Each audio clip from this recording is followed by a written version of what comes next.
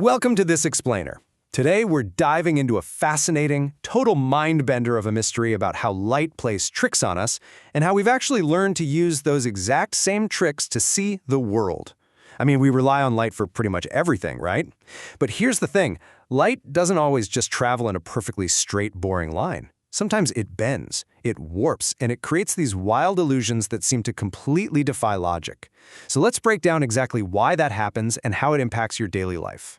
Okay, you've definitely seen this before. Have you ever noticed that a straw or a pencil looks completely snapped in half when you drop it into a glass of water? Think about being at a restaurant. You look at your ice water from the side and the straw is just disconnected. Even though you know for an absolute fact that it's solid, your eyes are telling you a totally different story.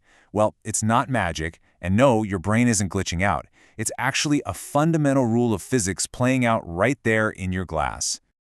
Or check out this incredible shot. This polar bear's body looks, well, totally detached from its head. The top half is above the water looking completely normal, but the bottom half seems shifted way over to the side. Light is pulling off a massive illusion right in front of us. If you tried to reach out and touch the polar bear, based on where its body looks like it is underwater, you'd completely miss it. Why? Because the light bouncing off the bear is physically changing direction before it ever reaches the camera. Which brings us to Section 1, the bending light mystery. Let's figure out exactly what happens when a wave of light hits a new boundary. So, the culprit behind our broken pencil and our floating polar bear head is a process called refraction. Honestly, refraction is just a fancy scientific way of saying that light bends. But it doesn't just bend for no reason. It bends because it actually changes speed when it hits a new material, or what scientists call a medium. Empty space is a medium. Air, water, glass, they're all mediums. Whenever light moves from one of these into another at an angle, it either speeds up or slows down, and that sudden change in speed is what forces the light wave to change its direction. Actually, picture it like this. Imagine you're cruising on your bike on a nice, perfectly smooth sidewalk. You're pedaling fast, having a great time. Then, suddenly, you veer off at an angle, right into a sticky, muddy field. Bam! What happens? Your front tire hits the mud first and immediately bogs down, but your back tire is still flying on the smooth sidewalk for a split second. Because one side of the bike slows down before the other, it twists your handlebars and physically turns your bike. This is exactly how light behaves. It hits that muddy water or glass at an angle, hits the brakes, and bends. Let's look at the hard numbers behind this. Every material has something called an index of refraction, which is really just a way to measure how much it slows light down. Check out the top row. In a vacuum, like empty space, light flies at a blistering 300,000 kilometers per second. That is incredibly fast. But when it enters water, it drops to about 225,000 kilometers per second. And look at glass. It slows way down to 193,000. That massive, sudden drop in speed, that's exactly what creates the severe bend that tricks our eyes. All right, moving to Section 2, convex versus concave lenses. This is where we learn how to control where that light goes.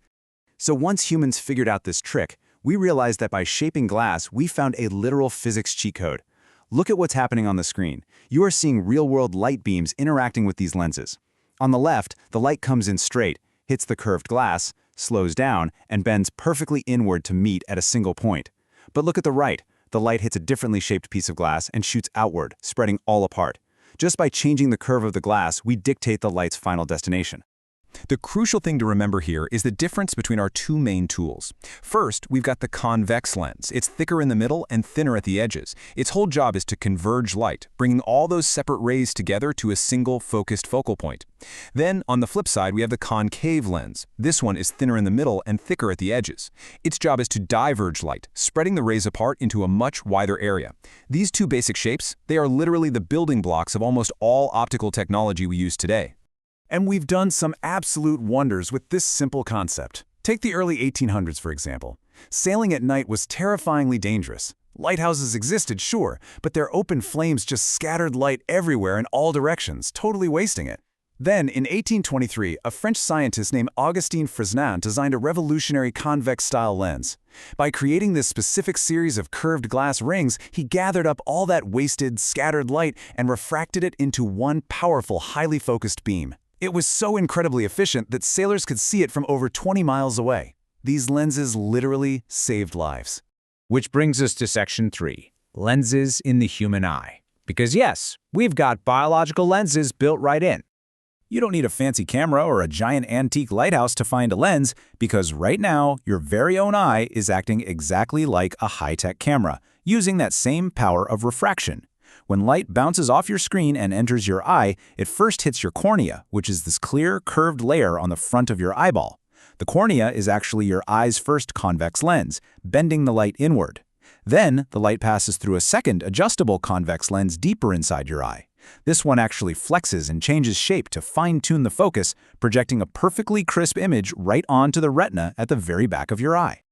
But, biology isn't always flawless. If your eyeball is a little too long, you might be nearsighted, which means those convex lenses in your eye focus the light before it actually reaches the retina.